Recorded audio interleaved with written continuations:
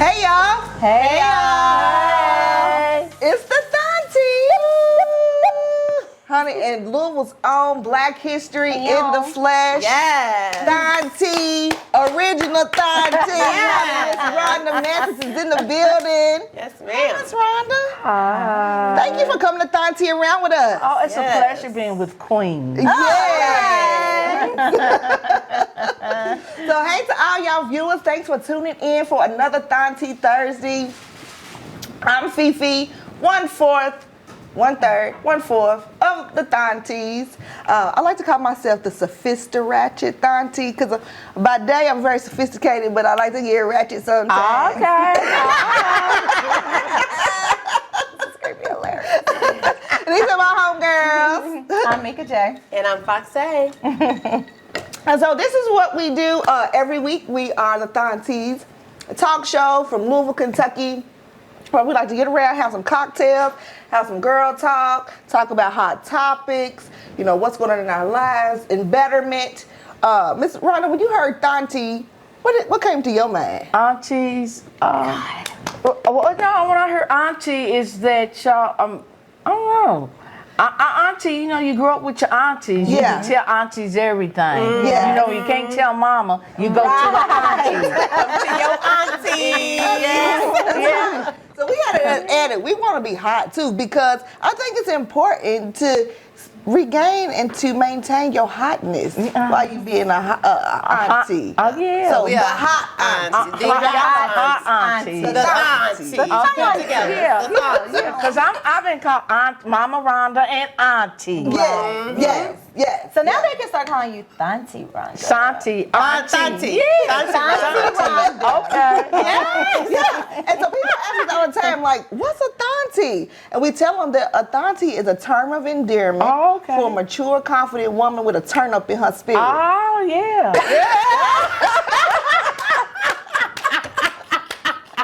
And I knew when I first met you, you definitely had a turn up in your spirit, Miss Rhonda. Yes, ma'am.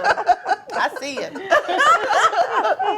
So we'll let you introduce yourself to the people. Tell them. Okay, well, I'm Rhonda. I'm a native Louisvillian. Grew up in Smoketown. I live in the Shawnee area. I've been an activist for a long time, a social worker. It was my vocation till I illness, and then, my illness brought me into being an activist. And I've been turning it up ever since. I like it. I'm about my people. I'm blackity black. Yes. And so, as we close out Black History Month, we had to do Black History. Right. So we can just learn a little bit more about Louisville's history.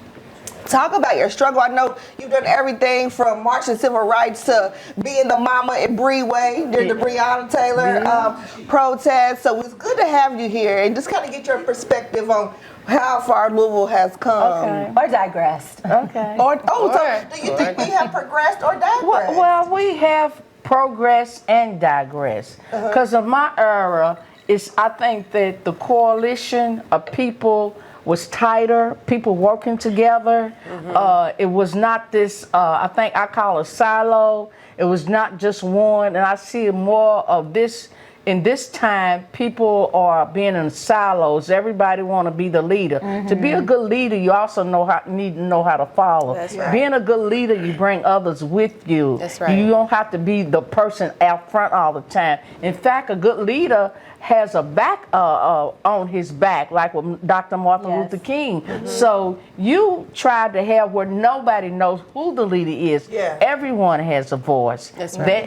That's as far as leadership goes. But in this day and age, everybody wants to be the person, the go-to person. The face of the movement. The face of the movement. And we really don't have a face of the movement. We don't have Buster, Reverend Coleman. Oh, yes. You know, Yes. he was out there. Yeah. And whether he was a lot of people are by himself, Yeah. but people respected and knew he was a leader. And all he had to say is, come, I'm going to be there, and the people will come. Yeah. Now the people, according to who it is, doing the calling, whether they pick or choose, whether they show up or not. Yeah. So that's a different, and it's hurting us as far as a people. And white people are good as far as they divide and conquer. That's the spokesperson, and not necessarily is the spokesperson, but people got big egos. So they want to be the spokesperson, you know, and that it's important for us to have people at the table and outside the table, because people get caught up, well, you shouldn't do this, you shouldn't do that, or they don't speak for me. But with Coleman, and I was close to Coleman and Maddie Jones, that you had people on the inside that was feeding you information that you could use on the outside. Whereas this, they get mad if you're doing something because they call you Uncle Tom. They don't realize the strategy is being used, you know, so. Yeah. All right, cool. So right now in Louisville, if you could pinpoint it, what would you say are the areas that need the most focus for us to progress? Well, the most focus for us to progress as far as us coming together, you know, we have so many issues, and that we could divide issues up and then come collectively and see who's working on that, because we can't do it all by ourselves. That's true. And so if we would come together collectively and work on different issues, we could get more work done. But everybody wants to, this is my issue, I can't work with this person, I'm not gonna work on that issue. Well, then it gets lost, you know, and you know, so we don't get anything accomplished. Yeah.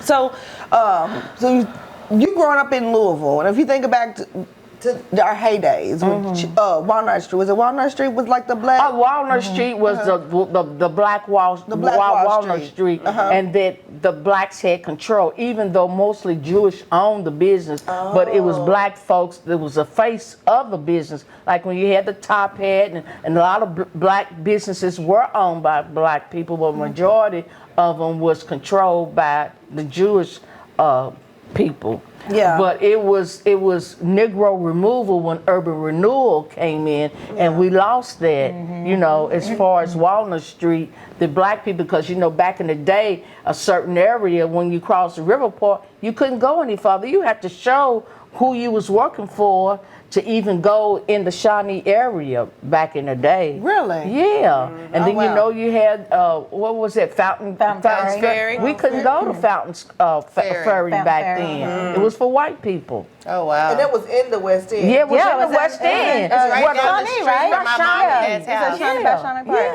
Yeah. Yeah, and so when you think about it, because I know there was industry, like the West End was booming, even Right. if it wasn't, you know, black owned. So, you know, how do you think the effects of gentrification is affecting us now? It's hurting us bad because we don't own anything in the West End. Everything is controlled. Now you get your nails, your hair, and we don't have any say to that, but it's the distribution, because you go overseas to get these things. But we are consumers. We are not the distributors. And so that's not helping us to have generational wealth. Yeah. You know, even with the home buying, they keep telling, you know, don't sell your home. But you have so many young who live out of town of whatever reason, they are not keeping up with the heritage of the family and letting it go to waste. And so we have all these abandoned houses that we could really utilize and make something out of it. Because you go to Frankfurt Avenue,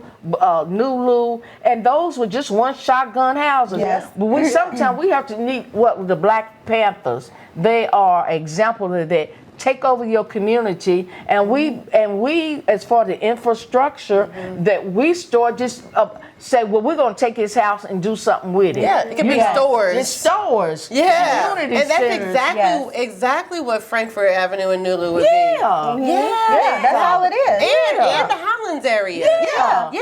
Just a whole straight line full of shotgun houses.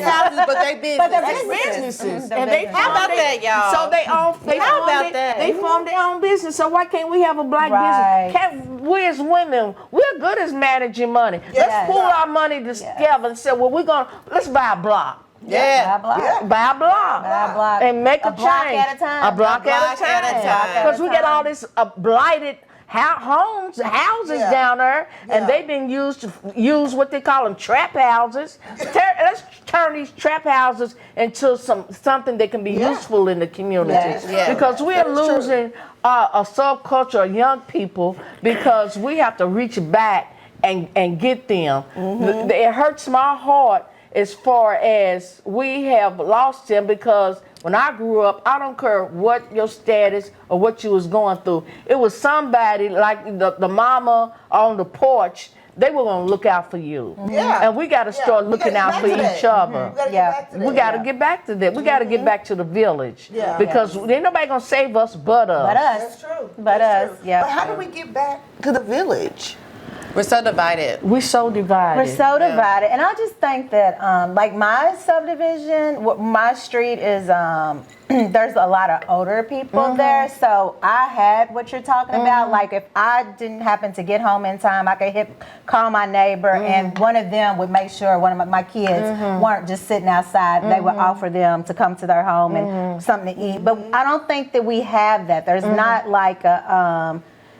cohesion. Yes, it's more if it's it might be more younger people in this area of town, and so of course we know the younger people aren't just all, well, let me make sure that kids are straight. You know what I'm saying? I just think that if you don't have those older individuals in the neighborhoods, then you're gonna lose the village. You're gonna lose that village. So, I mean, I don't know what the answer is, but somehow we have to get back to that, because even now, even with the older generation, this generation, not all, but some, they don't care about you being old. They will knock you out. They sure will. And you could be the mama, you know, but that's that mindset. Yes. Right. And a lot of them are not connected to that spirituality, you know. They are somebody. We got to let our people know you are somebody. I don't care where you come from. It's not where you begin. It's how you end. Yes. I just went to Brown Memorial, and this young man, because I was a judge and also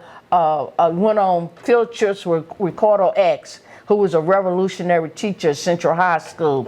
And this young man, Julius Ball, now he is a U.S. Attorney in the Civil Rights Division, but he shared his story, and he talked about how his parents on drugs, how he would left home, he ran away, he had a stuttering problem, he was bullied, but he said it was the support of the teachers, Gilliam McElroy and Ricardo X, that poured into him, and he went to UK, he graduated, and now look where he is now, as far as his vocation, and a proud husband and father. So you have to, sometimes when others don't believe in you, if you have that support system for those who do believe in you, and give you that structure and give you that encouragement that you can do anything, because God made all of us, and he didn't make no junk at all. But some people just don't have that fortitude to believe in themselves. So you have to put that in, you have to help pour that into them and water them, that you can be whatever you want to be, especially for our black children, because we have too much systemic structural racism by design. And where I'm sure you may have, did you ever have a black teacher? All my school, I always had black teachers. I was probably in high school, and I grew up in rural Western Kentucky. But but you know, my kindergarten principal was black, but I didn't have a black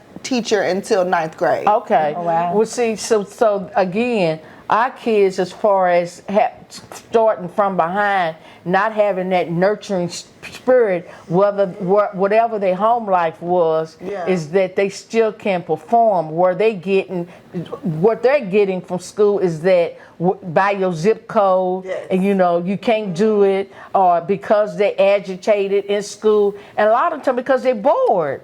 And they don't know how to work with our children. So, you know, so it's a deficit. Where we see deficits, we make it something positive for them. So how can we come together collectively as a community? Because the Jewish people, they may send their kids to school, but when they come back into their community, they're going to teach them all over again. So we have to teach our own, you know, so prepare them how the code change, whether in the community or when they go to school, how they can navigate their environment. Yes. And so, Ms. Rhonda, So you would think, because some things like generational curses, and some things we should shake, but like teen pregnancy, for example, like teenagers been getting pregnant for years. It's no big thing. Like, why does it continue to happen? Like what? Like because I think that is something that I don't think it's happening as much as it used It's really not. It's not. Is it not? No, the It's numbers are definitely way decreased. down. It's definitely The numbers are decreased. down. It's definitely decreased. Yeah, it has. For me, I think that a lot of times that there's the division is wide, and I would say because I think a lot of times with us and our culture that when we do get to a certain level, that we separate ourselves and we don't go back. Yes. We don't go She back and we don't go mentioned back. Because I don't know if it's because we are afraid to go back and help, or if we just forget. Well, I think it's a combination. Some don't want to be reminded where they came from, and others do come back, irregardless. I think of the Bob Douglas, who still lived in the West End, who was a Pan-African Studies, with Dr. Ben, who had the Black Family Conference. All of them were revolutionaries, and they never forgot where they came from, and it was always reaching back to help the people. So, it's a combination of both. Yeah. And two, I think, and you have to want to be helped, right? Because, and sometimes, you mentioned earlier how our generation is all about self. Like, we think we know so much. Like, asking for help, like, makes you weak or makes you, not smart. So we don't ask for help. Right. So. That's true. And with me, when I was growing up, I loved to sit at the feet of elders. That's wisdom. Whereas you have so many now is that's old timey, or you done had your time, and they losing out on knowledge. Yes. You can use both. You can mix it up, the old and the new. But I want to do my own thing, and sometimes you miss the critical, important parts. And then you wonder why. Well, I mean, I love it. So what we do every Thursday, after we done had some little cocktails, we actually drop it like a Thauntie, where we talk about hot topics. Okay. So on the earlier show, we did unpopular opinion. And my unpopular opinion was that Dr. King really focused on like getting people to accept us when maybe he should have really empowered us just to have our own. So since you lived in that era, what do you think? Well, no, I think he did both. People get it mixed up with Dr. King. They just want, that's what society or more of the white folks want to give you that peaceful king. And we don't know, so we just know what's in the books. Right. But King was both, and at the end of life, he was more so. That's why he got murdered. Right. Yeah. Because he was trying to protect the sanitation workers. Right. Yeah. So Okay. and then King was like with Malcolm, because Malcolm would tell you, I give you a choice, you take King or me. But in the end, both of them want peace. When he went to Mecca and he saw the variety of the rainbow of people and the love, even with our beloved Muhammad Ali, because he said I didn't know them. When he went Vietnam, ain't did nothing to me. They ain't call me niggas. It's in America. Right. But in the end, he was for peace. Humanity. Right. So we are very spiritual people. Irregardless of what we've gone through. That if we treated white folks the way they treated us, it'd be a whole different ball game. So true. But we are a people of love and peace. But we believe in standing up for what we believe in. And our ancestors did so much with less, and we have more, and we doing less. Right. Yes. I think we've lost our way somewhere. Yeah. Well, because remember we talked about how the generations, just like your generation, the baby boomers were more focused on now they were accepted, they have jobs, so their focus was building their homes and their families and working, whereas our generation was more focused on we still worked, but we still wanted the family dynamic more. Like because we talk about how we are, our kids are probably more spoiled than they should be, because that's been our focus. Yeah. Like we ran them here, we ran them there, we did this, we did that. But this next generation, they're more focused on them. Right, yeah. Like if they don't like that job, they ain't going. Right. If they don't want to do this, they Right, ain't doing it. right. But I just think it's more of a mindset Yeah. that has caused the divide. Right. Yeah, that's true. Because each generation want more than what Yes. and we want to do better. Where I think in my generation, our parents held us accountable. Even when you said it's less having children, but if you had a child that you was going to be responsible for a child, they would help out, but that's your baby. Whereas now you have grandparents raising grandchildren, and the parents are not there, so they're not being responsible for who they are brought into the world. Right. Yeah. And then the grandparents, that's their grandchild, but they older and not knowing what's going on as far as technology, and kids know how to get over on you. Yes. Yeah, they do. You're right. Heck, I mean, even with us, and we are part of the technology, they still get over on us. So. Still getting over.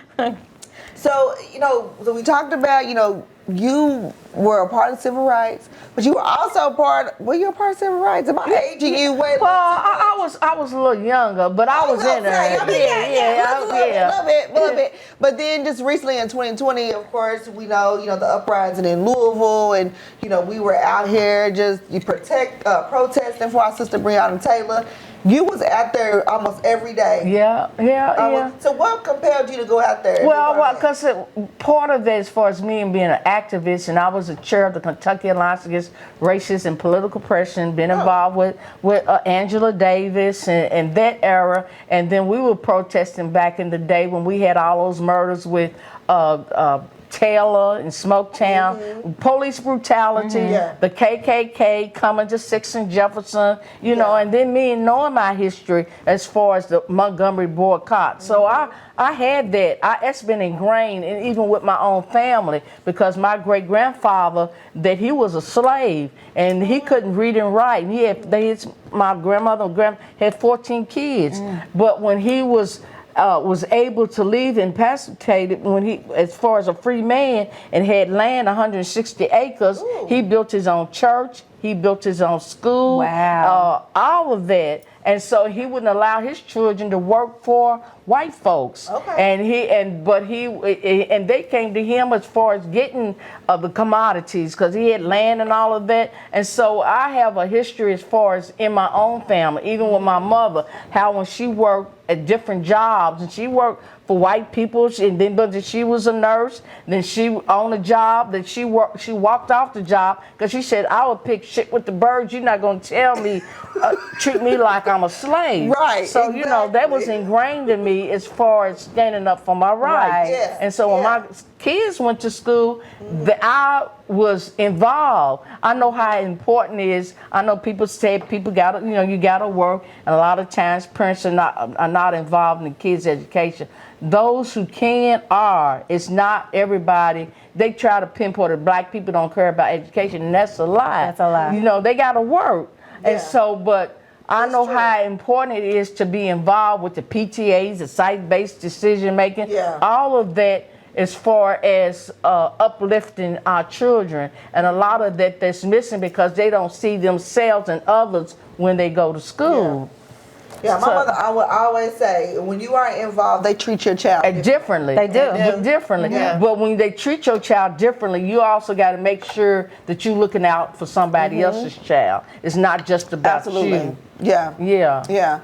So what was your role in the Breeway movement? Well, like you said, they call me Auntie, Mama Rhonda, and if you know Ella Baker, because she's part of SNCC with the Civil Rights Movement, and I respected her so much because she had her role and did what she did, but the young people, she always wanted to be that confidant or that someone they could go to when they wanted information. And I think Breeway respected me because I didn't try to tell them, oh, you shouldn't do this, you shouldn't do this or that and the other. I would listen, and when they come to me, I would give them advice or offer advice, but I was boots to the ground and marching and fist up and with them out there, so they respected that, you know. So, so I was, you know, because we was fighting for our liberation, and we still fighting for our liberation. Brianna didn't get justice; she hasn't got justice, and you know, and so Tamika Palmer,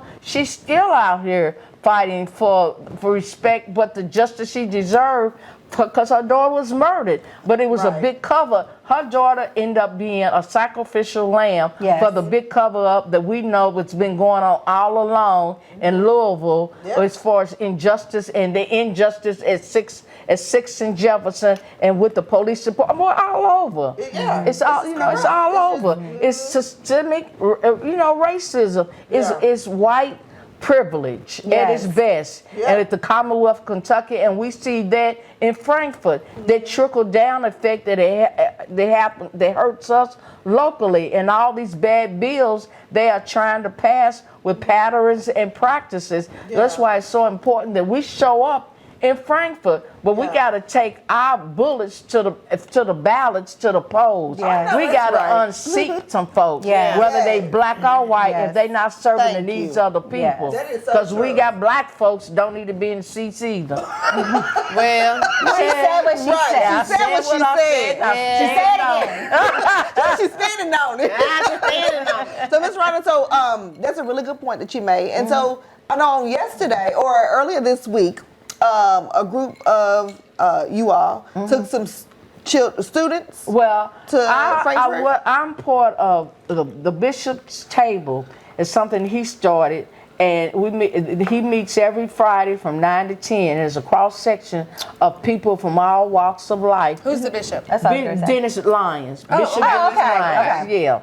So he has the bishop table, and Sharice Martin and Play Cousins, they organized to take some young people to speak to legislators in Frankfurt. I organized to adults to go support them, not our voice to be heard, but for the young people's voices to be heard, and to see us collectively. Because because the others, they go there all the time, but they not used to seeing groups of black people coming. And so it was so engaging how the young people were so well prepared in the questions they asked, but who they were asking was Democrats who's already so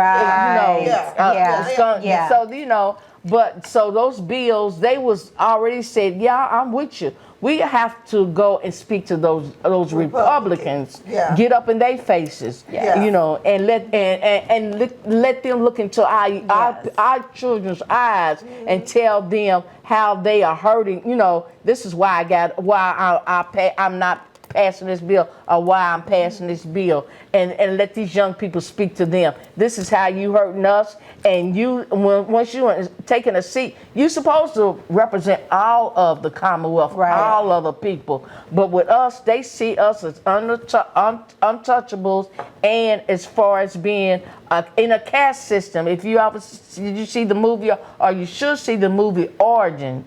I heard about it. Go see that. That seemed but they didn't show it hardly anywhere. Like, it was at Backstab. I wonder if it's still there.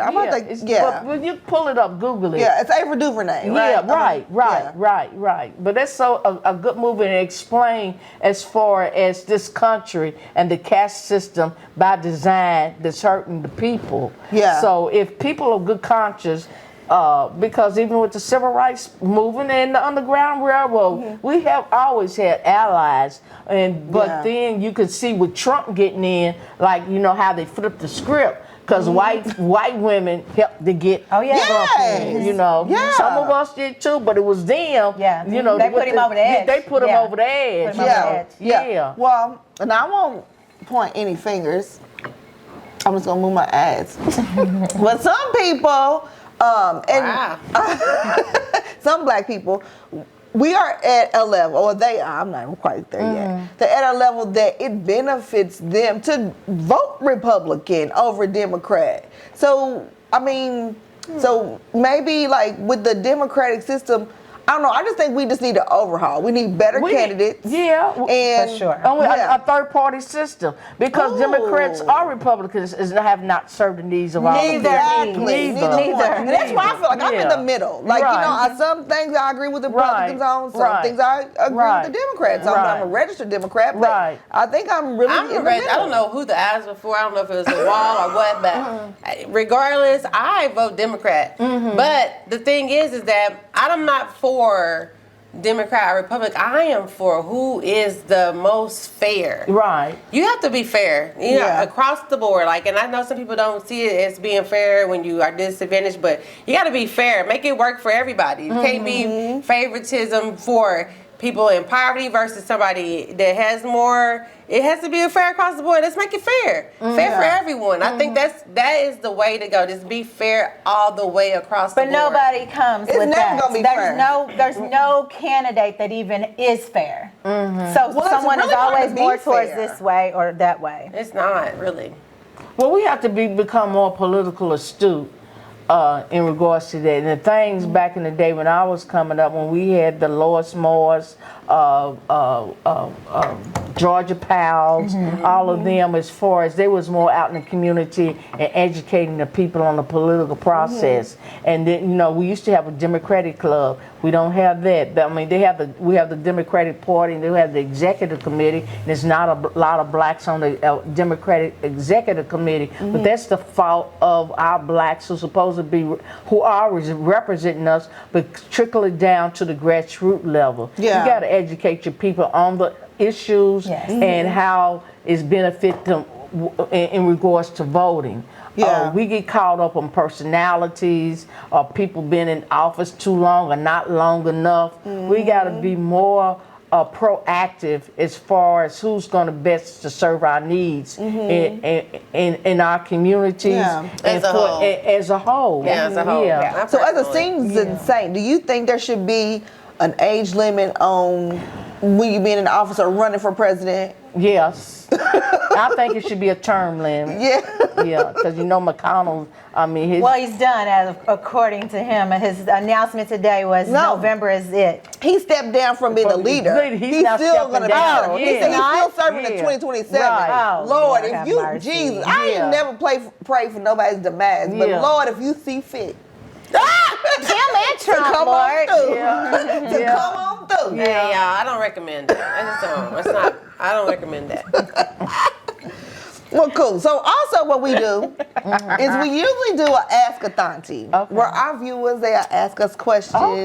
But today we're going to put you in the hot seat. And we're going to ask you some questions. All right. So we know that you are widowed. Are you dating?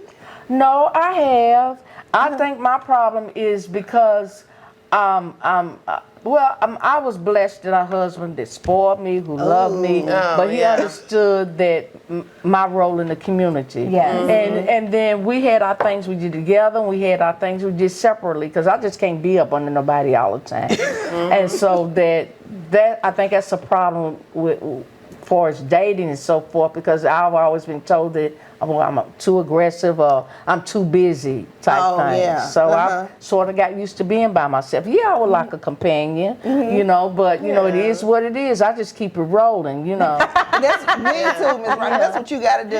So do you like them younger? Well, because you look good. I'm not gonna be nobody's sugar mama. Now, Thank you. Don't matter. What I ain't doing is taking care of I have them approach me, but I ain't gonna be nobody's sugar mama. And then you gotta have something going on for yourself, right? You know? So you know.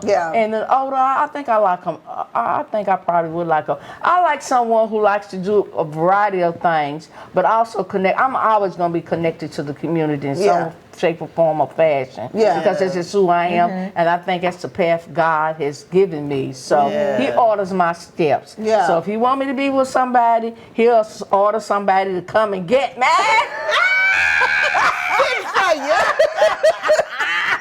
I'm on my way.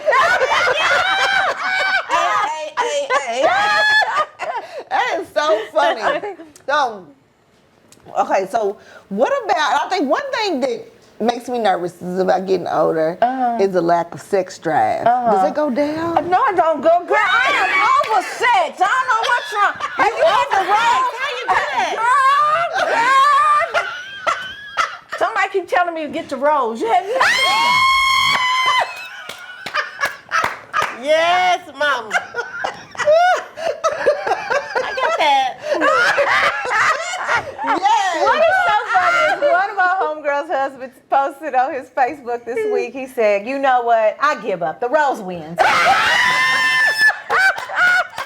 a winner.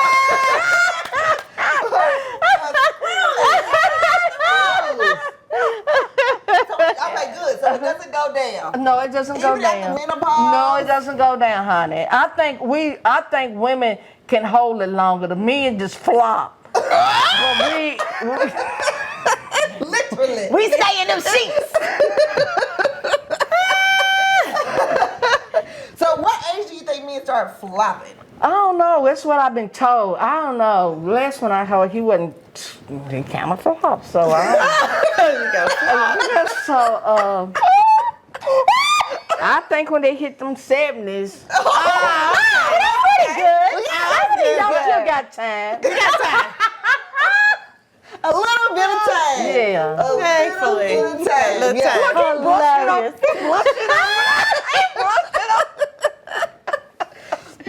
Do you have a type? Well, see, my husband was big and tall, Dark skin. yeah. But I really don't have a type. I'm more of the mind Yeah. type, you know. If your mind It's smart. Yeah. You got something going on mentally. It's so I can work sexy. with the body. Yeah. Yeah. Yeah. Got it. How long has he been gone? 17 years. Oh man, I'm so sorry. And you probably still miss them every day, don't Every you? day. Yeah. Yeah. And so, and that's probably what it is. Is everybody you compare it to him? Yeah, that's been a problem. Yeah. Yeah. Is there any of them that you liked? Yeah, I did. I had one I really liked, and we did great things together. And he cheated on me, and that was the end of that. Yeah, he cheated. You know, he tried to come back, but I should have circling worked the with. block? I should have worked. Okay. With, I should have You worked. shoulda with let him? Okay. I should have, but you know, we get in that mindset. You got me. You got me hooked up. Yeah. Well, yeah. Go on Yeah. House show. Yeah. Gone now. Gone No, now. but that Get gives me around her. hope. Like I feel like you know it's okay. I can relax. 'Cause Yeah. What age did you go through menopause? Because I think I'm 50. Oh, so okay, so about 50s. Yeah. And so it was just. So I saw this man the other day. So Kendra G is this girl. She's like a personality. She has a talk show like we do. Okay. And so she does like singles. Okay. And so this man was on her, he was 60 years old. And he was like, I would not date no woman in menopause. It's too much chemicals going on. It's too many body changes going on. And I'm just like, what happens in menopause to make him say it? I don't know. I mean, because for me, menopause, it's just stopped. And I didn't realize, you know, so, but nothing really changed. How long did it last? It didn't last long. Your menopause did? Well, that's good. I know, because my OB, she says, no, not my OB, Lord have mercy, my gynecologist, was, she said it could go from like 10 years. Oh. And if you parry for 10 years and you go for 10 years, that's 20 years. No? Okay, good. That's good to hear. You know, everyone's different. Yeah. It really goes by your mother. Right. I don't know, because all the women in my family had hysterectomies, so I don't know. Complete hysterectomies, total hysterectomies. So I don't know what happens. But anyway, so it sounds like I have nothing to worry about. No. We'll be fine. The only thing I have to worry about is them flopping. They the problem. Yeah. They get that Viagra and they die on you. What? Oh, that couple, honey. She got that Viagra and boy, they was so good they had a heart attack on them.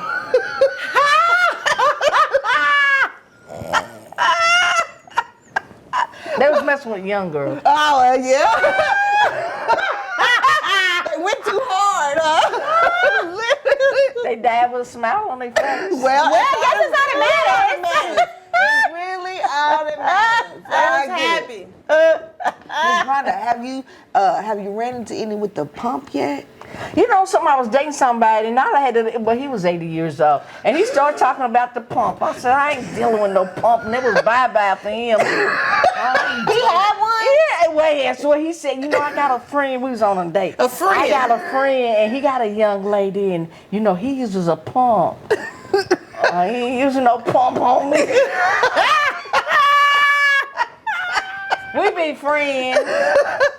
Nice knowing you. Nice knowing you. So Check him out. Yeah. Well, that has been super fun. So before we go, what we like to do every week, we say listen to your Thauntie, where we give a real quick nugget of wisdom to our viewers, probably a younger generation, whatever's on your heart and what they can take with them. Okay, well, what's on my heart is keep God first. Listen to their voice. Have a discerning spirit. He will never lead you wrong. Stay around good company. People who's gonna lift you up, got your back when you're down or up. You're gonna have people, as they say, there's a season and a reason for everyone that comes through your life. But build on that experience. Don't stay negative. Even when someone does you wrong, you know it. They said you keep your enemies closer, but you know, treat them with a long handled spoon. But live your life, bless people, and you will be blessed, because God will bless you. That's true. That's right. I like Man, that. I love that too. I like that. What you got? I'll go last. Okay, I'll go. So, hang out with your elders. Yes. First of all, it's a fucking good time. Yeah, because I can drop it off. Get out the field. You want my number? Call 22222. Hey, baby. Oh, God. This is just so hilarious. Listen, because it's a good time. You get wisdom, you get educated, and it just pour into you. And it makes me not fear growing older, because I'm still going to be hot. Yes. And I think growing old is a mentality. Everyone doesn't feel like that. But just eat well, stay in shape, because the downside as far as getting older, your mind is there, but your body lets you know. So take care. If you take care of yourself as you're young, and then take care of yourself as you get older. Yeah. Because a lot of times, again, we're talking about the village. A lot of times, the people you think that's going to be there for you will not be there. We're living in a fast-paced society, and everybody's just trying to take care of themselves. So if you're blessed to be surrounded by people or good friends, they will look out for you. Or like my Breedway family, I'm blessed to have young people that embrace me, encourage me, and always looking at how you doing, Mama Rhonda. You need something, Mama Rhonda. Now, I appreciate that, because you still can have family. It necessarily doesn't mean family's going to be there That for part. you. That's true. Yeah. That part. What you got, Fox? So, I mean, I guess I'll piggyback a little bit off of the Miss Rhonda about, people. I'm still talking about my book, Celestine Prophecy. So in the book, it also says that you don't meet people by coincidence. No, nothing. Nobody that you meet, nobody you come across is a coincidence, and it will benefit you to sometimes just indulge into why. Maybe to talk to them and to question. Sometimes we ignore. They say sometimes if you see somebody you ain't seen in a long time, you see them, and then you see them again, it's the reason why you seen them. So instead of just saying, "Oh, girl, I see you again," oh my God, no, talk to them, engage, and figure out what it is we mean about, because it has to be some kind of exchange that y'all supposed to make, and that's it. That's all I got. Wow, that was pretty dope. I really like that. Yeah, I like that too. Yeah. I don't really have anything this week. I think that was pretty incredible, because a lot of times we're so busy, life is so fast that you don't take that opportunity to be like, maybe there's a reason I'm seeing you again. So pay attention to those type of things, and as Miss Rhonda said, always listen for the voice of God, because He's constantly speaking to you. It could be through a person, it could be through a word, it could be you just hear that slight whisper But just be focused and pay attention. Life gets so busy, but always allow yourself that one-on-one time with God. Yes. That's good. I like that. All right, y'all. Well, that's our show for this week. Happy Black History Month. Hopefully you've learned Black something. power. Hopefully you've learned something this month and something new about your history. And stood on business. Stood on business. And supporting Black-owned businesses. That's right. But don't do it just in February. No, right? every day. 365 keeping Every it black and black.